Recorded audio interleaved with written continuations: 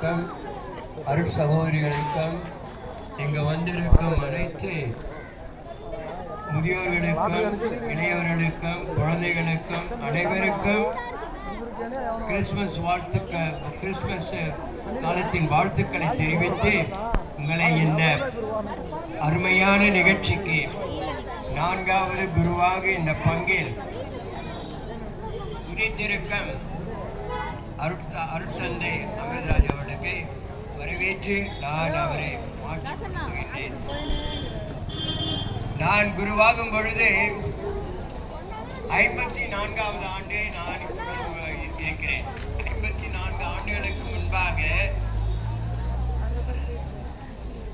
54 ஆண்டுகளுக்கு முன்பாக நான் குருவானேன். அப்பொழுது கப்பியாகி தந்தை அவர்கள் பங்கு தந்தையாக இருந்தார். துணை பங்கு தந்தையாக துரைராஜ் அவர்கள் இருந்தார்கள். அந்த வேளையில் நமது அமிர்தராஜ் அவருடைய அருமை பாசமிகு தந்தை ஜான் அவர்கள் பள்ளிக்கொண்டாவில் 2வது படித்துக் கொண்டிருக்கிறார் என்று இப்பொழுது எனக்கு சொன்னார். ஏனால் அந்த சமயத்தில் நான் எப்படி ஒரு குருவாவேன் என்பதை நான் கனவில் கூட நினைக்கவில்லை. ஆனால் சலீஷியர்களுடைய அந்த உந்துதலினால் அவர்களுடைய இறைப்பற்று மக்கள் மேல், குறிப்பாக ஏழை எளியவர்கள் மேல் கொண்டுள்ள அந்த பாசத்தினால் அவர்கள் என்னை 8வது வரையிலும் 5வது இங்கு முடித்தவுடனே ஃபாதர் தூக்காதான் நீ போர்டிங்க்கு வா என்று சொல்லி அழைத்து கொண்டு போனார். அவரை நான் நினைத்து தினந்தோறும் வேண்டிக் கொள்கிறேன். அடுத்ததாக நான் மடத்தில் இருக்கும் பொழுது டான் பாஸ்கோ, அப்பொழுது பிஷப்ஸ் ஹவுஸ் கிடையாது, பிஷப்ஸ் ஹவுஸ் தான் டான் பாஸ்கோ மடம். அந்த சமயத்தில் 1954 59 வரை நான் 53 நான் திருப்பத்தூருக்கு போனேன். அப்பொழுது அருட்தந்தை மௌர கசரோத்தி அவர்கள்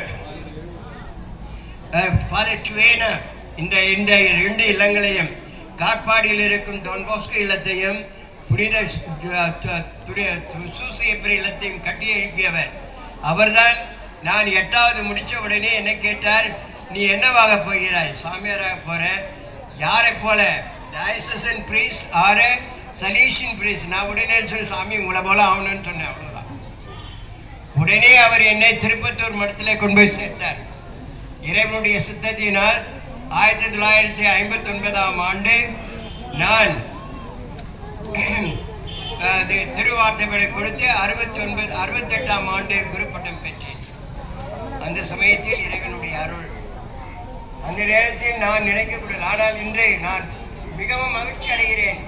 அதனால்தான் நான் பணி செய்த இந்த முதல் இல்லத்துக்கு போயிருக்கிறேன். ஏனென்றால் இப்பொழுது 4வது நமது பங்கில் 4வது குரு ஆகிறார் என்றால் இன்னும் அநேக பேர் அருள் சகோதரர்களாகவும் அருட்தந்தையர்களாகவும் அருள் சகோதரிகளாகவும் ஆவார்கள் என்ற ஒரு நம்பிக்கையில் இருக்கிறேன்.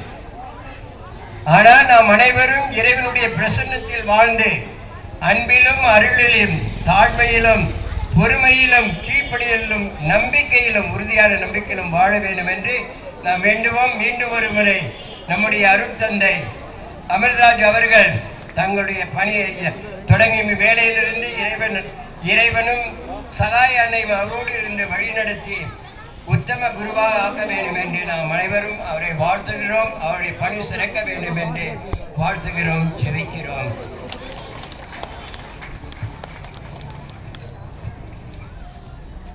விரிவான வாழ்த்துறை வழங்கி நமது அருட்தந்தை மண்ணின் மைந்தர் அருட்தந்தை மரீசம் அவர்களுக்கு மனமார்ந்த நன்றிகள். அடுத்ததாக 2 நிகழ்வுகள் தான் இருக்க